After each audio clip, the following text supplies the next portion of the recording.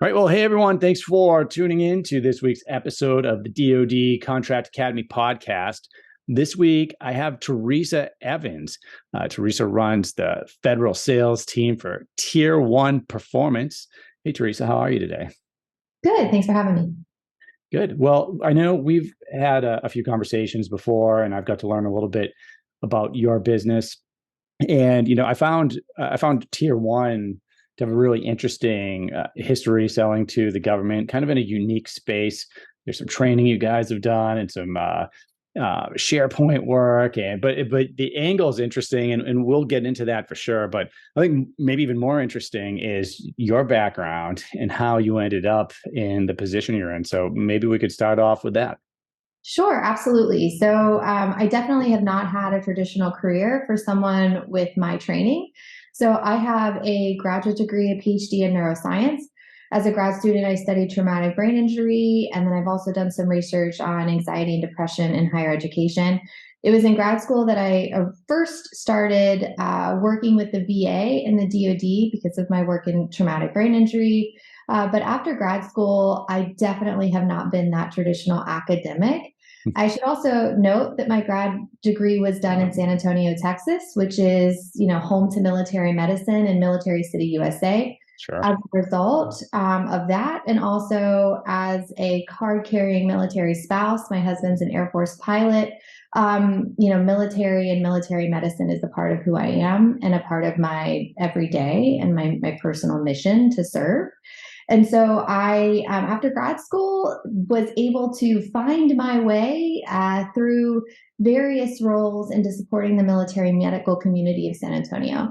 I worked as a consultant with the city of San Antonio and led an effort over the course of a year to create an action plan to help the city's economic development team think about and activate a strategy to grow more businesses in military medicine or in collaboration with military medical partners in the city. And through that, I met two individuals who were interested in starting a clinical research organization. That CRO was focused on specifically trauma clinical trials and running those clinical trials in partnership with military treatment facilities. In that role, I really drank from the fire hose of government contracting. And all government contracting is often difficult, but I feel like trying to start a clinical trial and do so with war fighters is maybe a little bit on the harder end of the spectrum Sure. You can see that. of government contracting. And so it was a really great opportunity not only to meet some amazing folks in that space, but to learn about how do you grow a business where one of your primary sources of funding or revenue comes from government contracts. And so as that effort was sort of growing and even really my role was transitioning away from the research side of the house and into more of an administrative leadership type role, I was approached about an opportunity at Tier1. And so I left a little bit out of my introduction here today because it is quite eclectic. And if anyone Googles me, you'll see. But it was great when I learned about Tier1 because it's an organization that wanted to hear the whole story. So Right. not just what I told you, but about my work in B2B tech startups, and I did some work in career and professional development and all of those pieces. They all come to bear at Tier1. And at Tier1, I joined to lead our military medical portfolio, but quickly was offered the opportunity to really think about and oversee our entire government portfolio and landscape. And so now in my role every day, I'm thinking about how do I take all of these really, as you had mentioned, kind of unique skills and capabilities of the individuals I work with at Tier1 and apply those to problems within the federal space. Sure. Well, I mean, you do have a very unique background. And by the way, thank you for your service as a military spouse. That in and of itself is extremely difficult. Never mind doing that and having like a high-powered job and trying to balance, everything you're doing. So thank you for that. And of course, we've talked about San Antonio, which I love. I met my wife there, and I've been stationed there multiple times. And you're right, that's a hub for the military and military medicine. And there's so much that's going on there. So You said something interesting just talking about some of the experience that you did mention, as you were giving your background, which is working with a company that gets their primary income from government contracts. That is Mhm. very difficult, like problem set, I guess you could say, for any company that is relying almost exclusively on those type of contracts. Do you think you could like talk a little bit about maybe some of the problem areas and maybe strategies or tactics that you found useful in that role, trying to ensure that the income kept Yeah, coming in, the contracts kept getting renewed, et cetera? absolutely. So I think it's interesting to note too. So when it was Trauma Insight was that company, Mhm. and when we started Trauma Insight, it was the sister to an organization called Cancer Insight that ran cancer clinical trials. And so, in both cases, well, in the cancer side of the house, there was funding that came not from the federal government, but from commercial clients. And on the trauma side of the house, we quickly realized that that was likely going to need to be the case too, right? That really having federal contracts be the only source of Right. funding was not, at least within the clinical trial space, was not something that was going to be sustainable in the long run. And now at Tier 1, the largest portion of Tier 1's revenue source comes from commercial clients. And I can Mhm. talk about sort of the pros and cons of that Right. as well. But all that being said, to your point about if you're going to design and create a contracting company, a federal contracting company where that is your mainstay, I think, well, this is true across business. Diversification is key. Yeah. I'm curious your thoughts on this, but my initial reaction to that question was, you got to not only have many irons in the fire, but they need to be in maybe different types of fires, Yep. with also different runways, and really thinking about that. And the other piece I think is important to note that I, was hoping we'd talk about today, which is the idea of how long are you, or what contracts are you going after, and how does that impact your size as an Yeah. organization, small versus large. That's one thing at Tier 1, with the champagne problem of having a lot of commercial clients and very strong commercial clients. Tier 1 quickly outgrew its size standard of small, probably more quickly than if it had been solely a business focused on government contracts. And I don't think that our leadership is in any position to start giving that money back, nor would they want to consider that. Sure. But it does put us, as we're thinking about our strategy for government contracting, in a different place, because now we were able to win all these SBIRs and STTRs as a small, which is fantastic. But we grew so quickly, we don't really have that portfolio of past performance that we could have won as a small in other types of contracts, IDIQs and the like.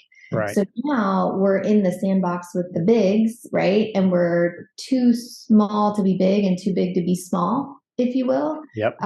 which is something I think that organizations want to think about early on if they can. Oh, yeah, absolutely. And I mean, so you said a lot there. And I think that, just going back to I guess the first point, which is I agree with you. I think having a commercial line of revenue and a government line of revenue is absolutely the way to go. And I think it's good for a lot of different reasons, right? I mean, like you said, you have the economy fluctuating, right? A government contract can be a very stable, potentially large source of revenue for a business that is largely going to be unaffected by things that are going on kind of instantaneously. So it's rare that the government, they can cancel a contract, but it's rare that they're going to do something like that. And also, just aside from that, because it's also, you can't count on the government renewing with your business. You can't count on the government giving you another contract, right? So you can have all the plans in the world, but it's a lot of people in the decision making process, right? I think that looking at SBIRs and STTRs, though, it's interesting because a lot of businesses that got their start there, and I know we'll talk about this maybe a little bit later, but a lot of businesses that get their start there quickly realize that, and they call it the valley of death, right?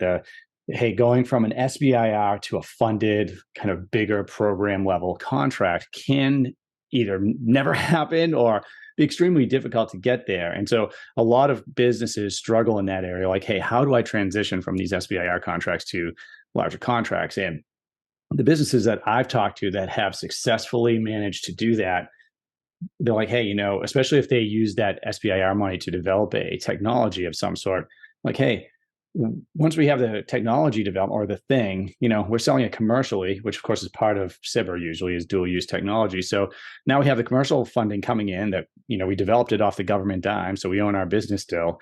And then that commercial funding kind of keeps your business going until the government can get around to the years of programming it sometimes takes to, get a larger funded contract that's more traditional, especially for something that's unique. So I don't know if you've had experience in that realm also, but those are my initial thoughts on kind of government Yeah. and commercial. Yeah, so happy to speak to that.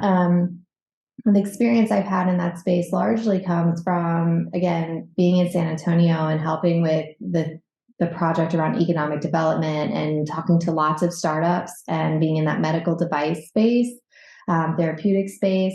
I guess also a bit when I was working for the CRO as well, really thinking about early on with those clients.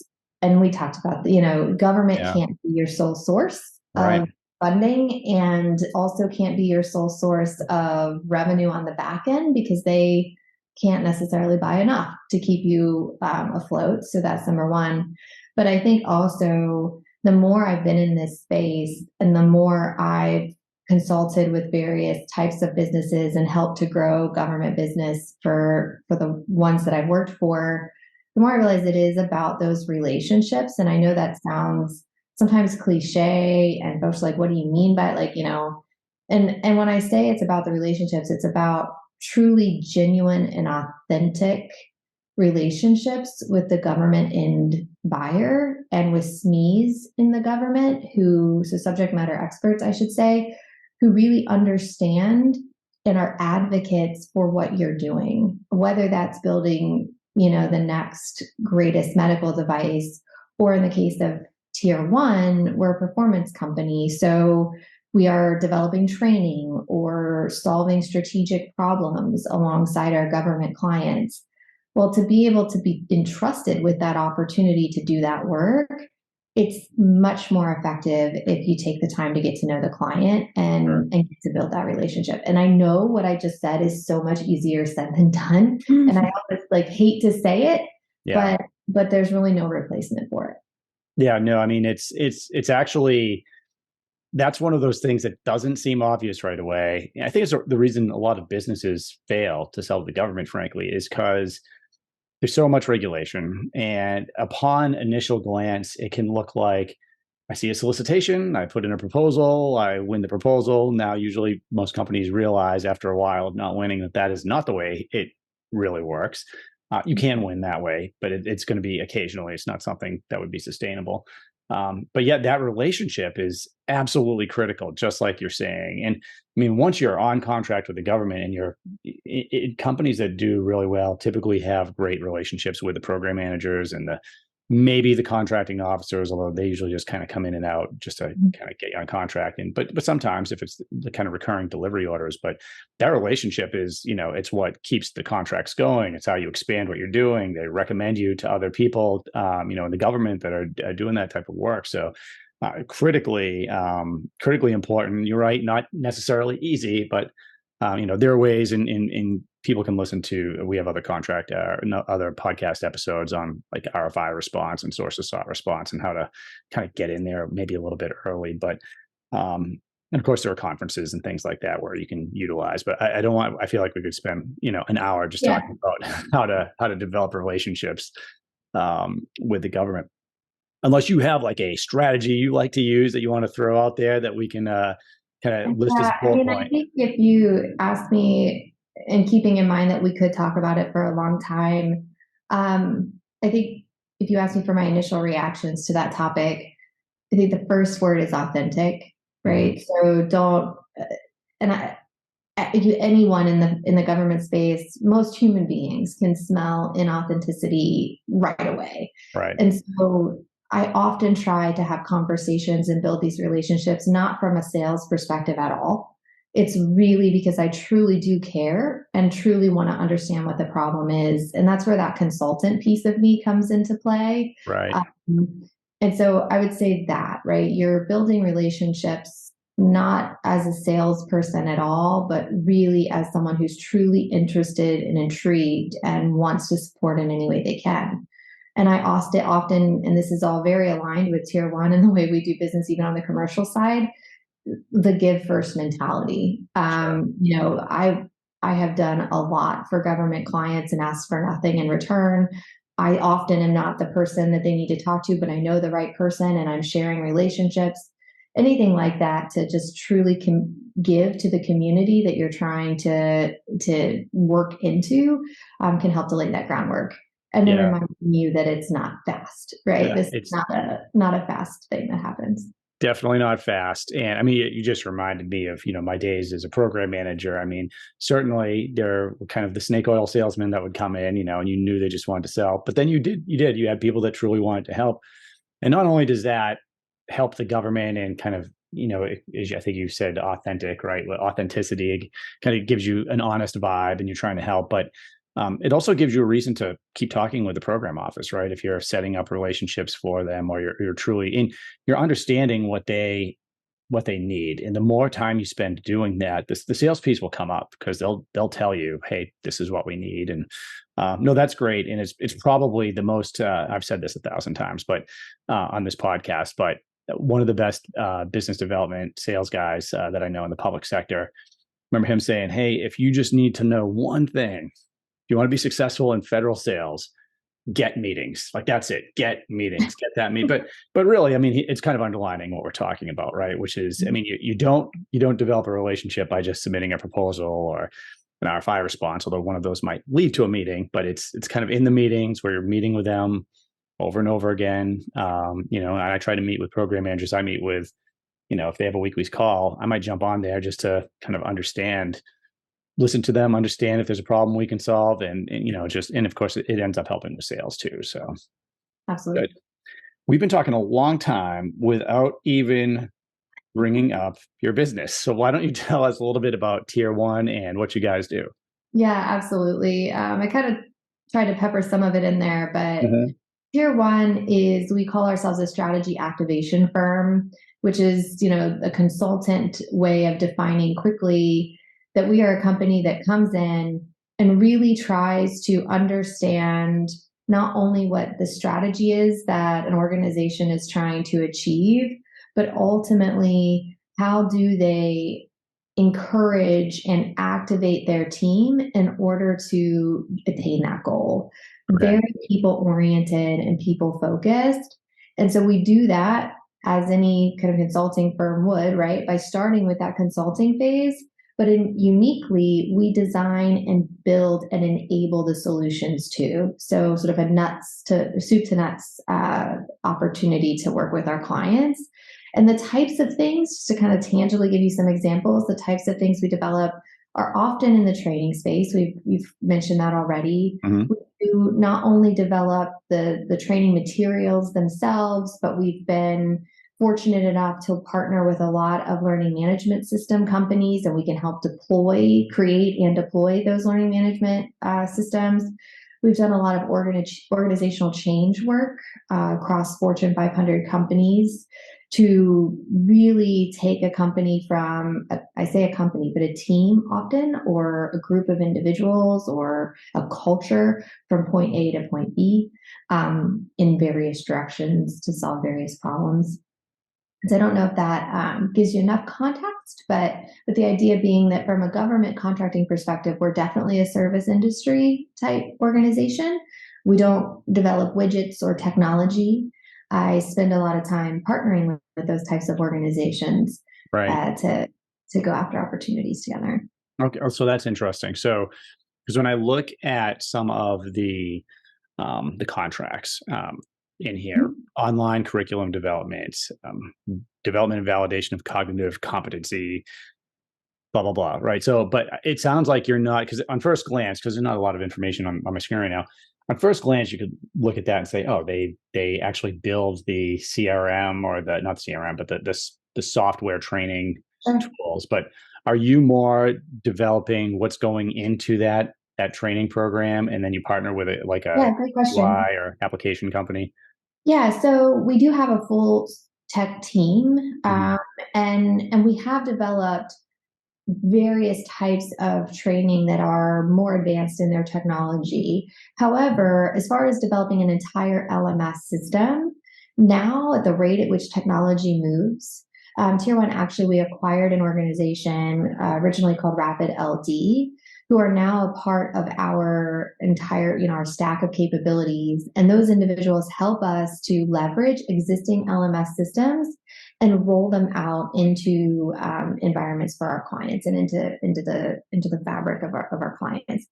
And so, but what you're reading from is the list of SBIRs that we've had. And in those SBIRs, we have developed the scaffolds, if you will, or the starting infrastructure for various systems that are like LMSs. But as far as taking them all the way to fielding that kind of a solution, that's often done in partnership with a company that's more focused on technology. Okay. And I mean, that's pretty common. I mean, subcontracting and teaming to kind of get the different pieces, because you probably wouldn't want a company that their sole specialty is building, an online training portal, and all the technology and the things that go into that. I might not want them to be also in charge of the leadership training that's going to be inserted into that. So when Right. you come up with that, do you, or like, if you are developing a curriculum or something, is that, and I'm just kind of building off of what you said, Tier 1 specialty is, would you meet with the government customer and try to learn how, like, hey, what do they want to enable? How do they want to Absolutely. enable their people and then develop Yeah. something? So we often put into our proposals a discovery phase where we do what we sometimes will call a front end analysis. And Hmm. we spend a lot of time really getting to understand the client need, and starting very early also talking about how does this solution get fielded or transferred into the everyday use of the federal government. I mean, that is the transition of a technology. In this case, that technology is a learning tool, if you will. But the transition of the technology is still equally hard as it would be if it were a medical device or anything else. And so that's a part of that early phase conversation as well with our government clients, and it's worked then into the fabric of the creation of that solution or that training tool. Okay, interesting. So you did mention kind of the SBIRs and STTRs, and that's a pretty common way that businesses start selling to the government, at least from the businesses I've interviewed on here and some of the things I've Sure. seen in my career. Maybe you could talk a little bit about that, because we talked about, you know, disclosing this to everybody when the guest at the end says what their advice would be for a business that's looking to start selling to the government. We Sure. usually tell our guests that, hey, we're going to ask that question. So, but this just ties right into it. So maybe you could talk a little bit about SBIR, STTR, and your thoughts for new businesses.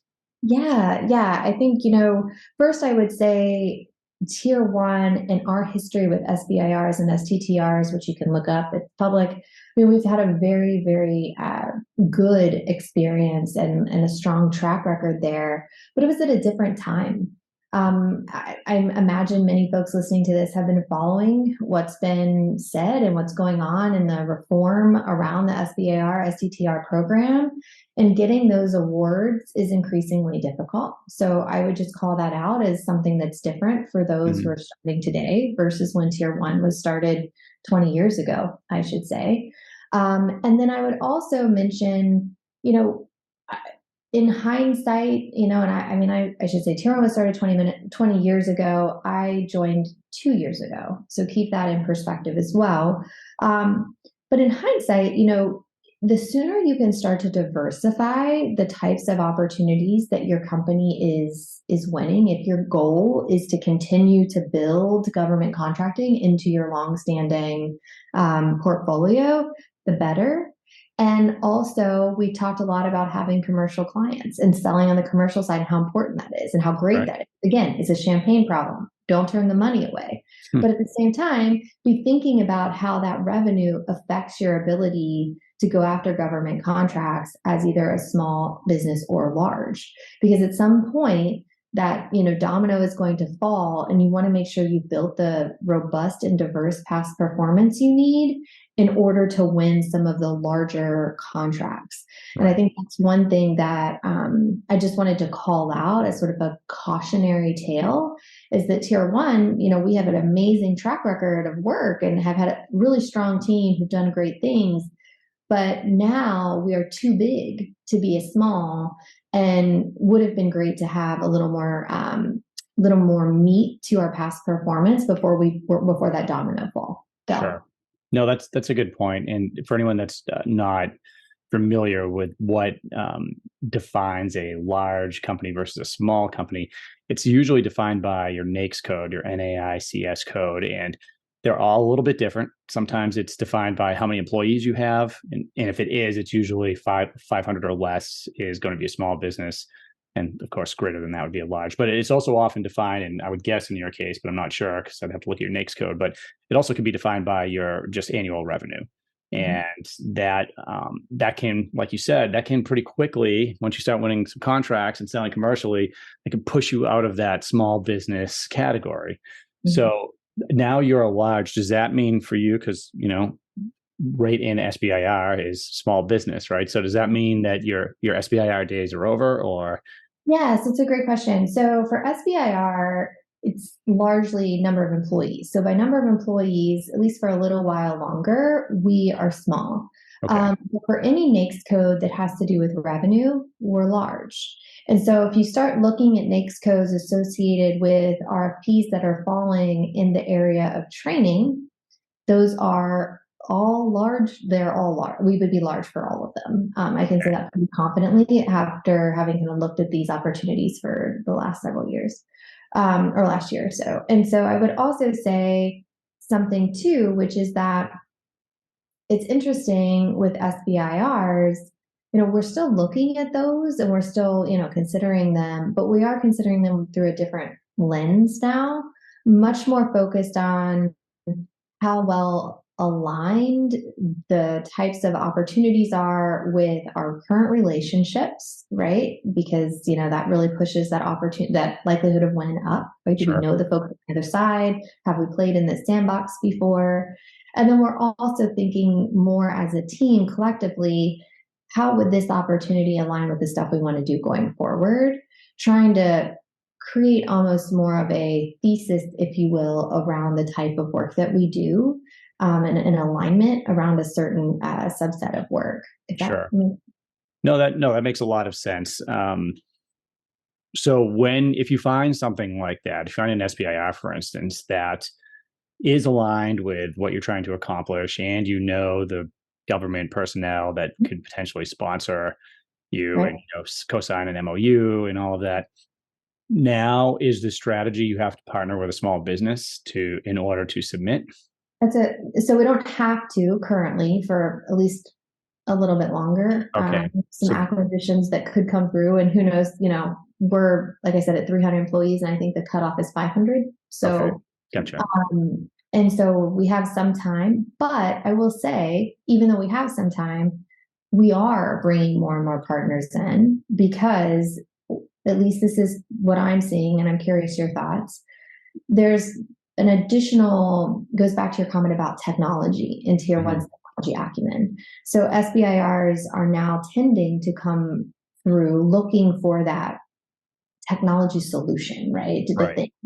And so we have found that there's been a need to partner with other small businesses in order to have that technology piece. So back to the learning management system, we have a very strong partnership with an organization that does that type of work for the Defense Health Agency. So they and we have submitted SBIRs together as an okay. example, where they do the tech piece. In Mhm. Tier 1, we develop the training. And I should also say we have a really strong stack of researchers and scientists on our team that can also develop the study to ensure that that training is resulting in the behavior change that it's supposed to, and that the folks are learning what they need to learn.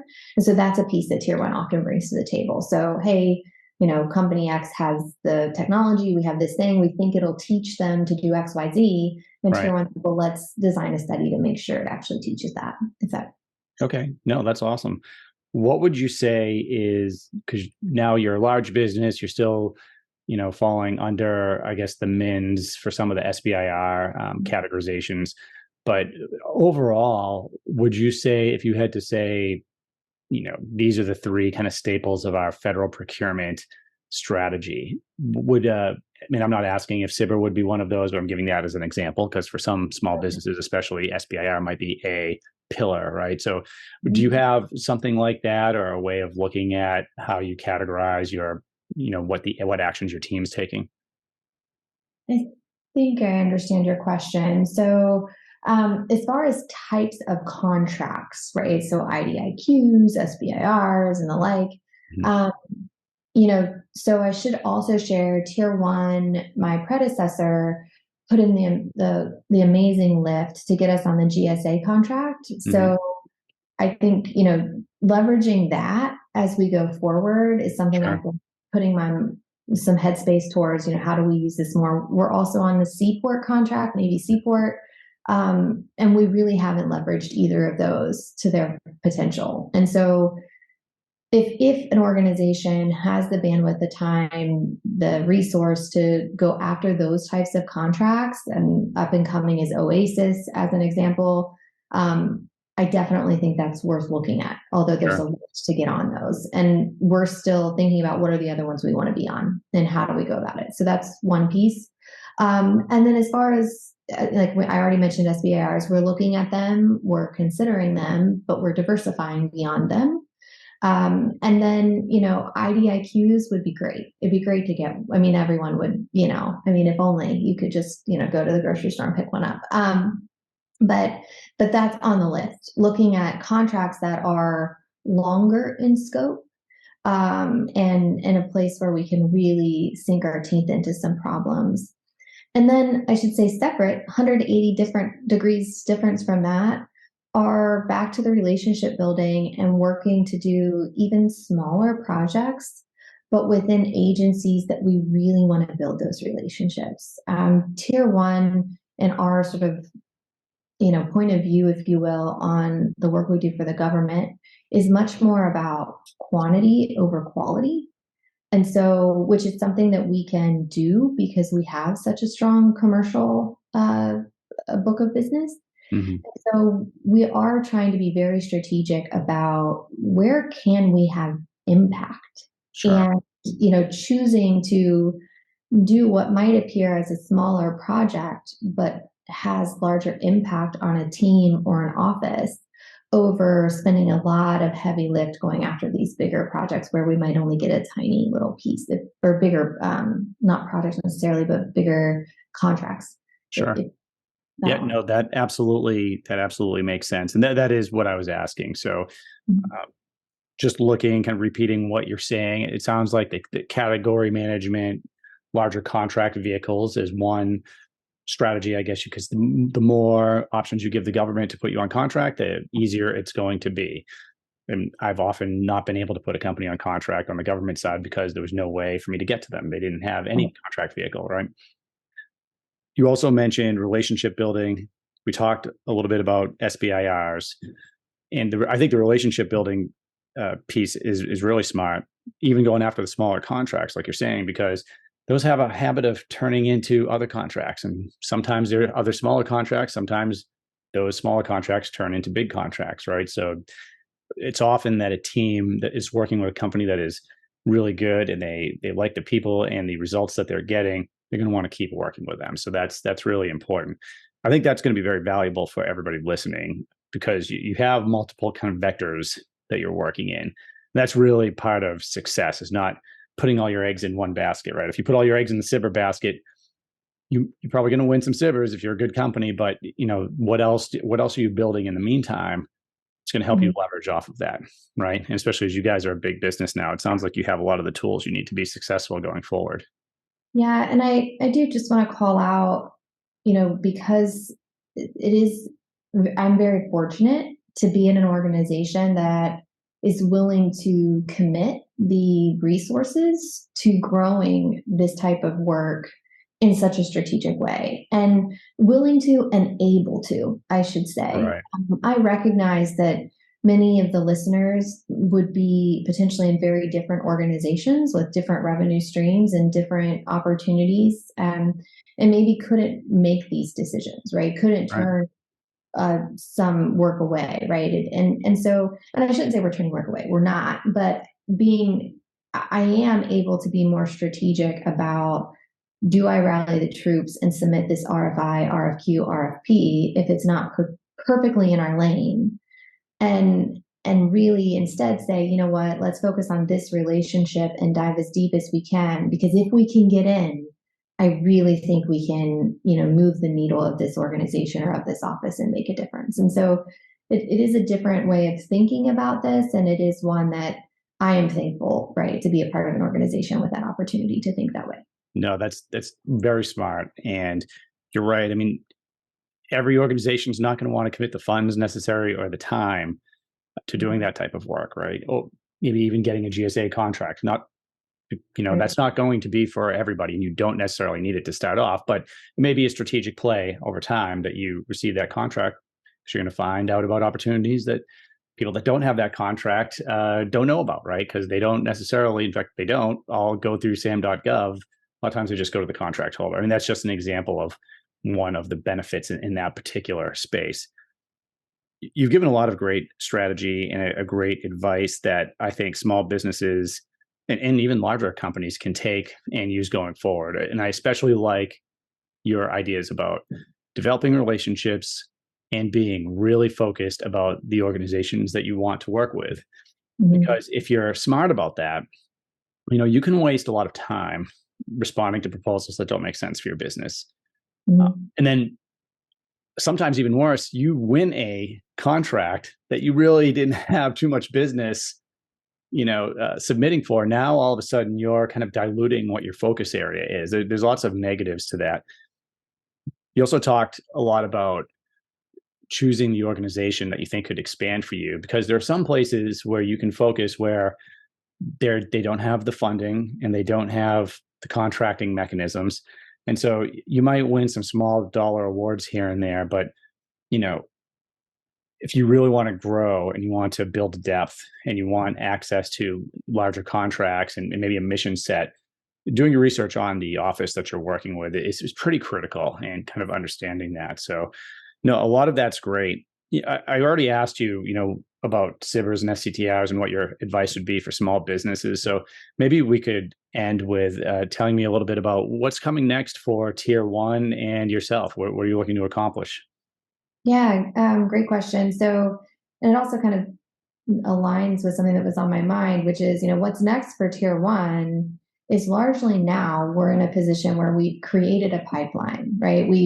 We're trying to get ahead of the reactive responses to RFPs, and rather being ready and knowing when they're coming and tracking them far in advance and influencing them if possible. And so we're just now to the point, I think, where we're able to look at, hey, this is what we think we want to go after, and starting to develop the strategy of how do we get ourselves best positioned to win.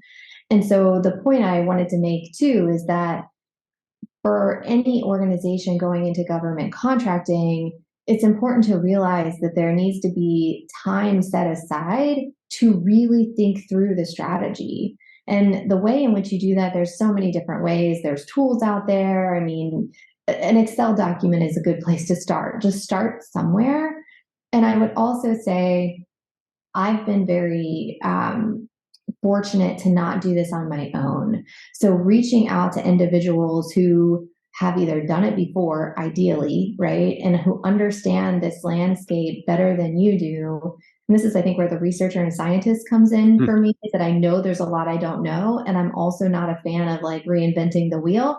So really doing whatever you can to align yourself with other organizations, other people who can help you navigate this for your company, and help you come up with a plan and a strategy. Like just having something, Yep. so that you can have a conversation like this one and not be like, well, I don't know what we're going to do, And if you would have asked me a year ago, I think I would have said that. I would have told you, like, honestly, I'm not sure. Yeah. Whereas now, today, I can pull up a dashboard and say, you know what, here's the stuff we're tracking, and they're within these agencies, and this is why. And we haven't spoken much today about teaming, but I would be remiss not to use that term here. So really understanding what does it mean to have a teaming partner. Yeah. And really understanding that entire landscape. There's some amazing resources out there. You can dive into it, and you probably have some podcasts on that topic. But there's a lot of nuance to what that means. And Tier 1, we've made a strategic decision, which is we want fewer but stronger teaming partners. Not everybody plays the game that way, but that's what aligns with us and our culture and where we want to go. And so anyways, I think I rambled on there for a minute. No, I mean, people are going to think I paid you to like read the page off my website, because that's the first step we take with any client, is whether they're new or they've been doing it a while, is we got to put your strategy and roadmap together first. And then something you said that you're doing now, which I even take brand new clients, and this is what we do, is you're going to be focused. You can learn because, the researcher that you mentioned, the researcher in you, as you know, all the public sector spending is public knowledge. There are different tools you can use. So we can go in and we can see who buys what you sell. And most people in the government can't buy anything. So learning the offices that actually spend money on what you're trying to do is critically important. And you can also get a breakdown. You can see, do they use GSA for what you're selling? Do they use NASA SOUP? Are they awarding to small businesses?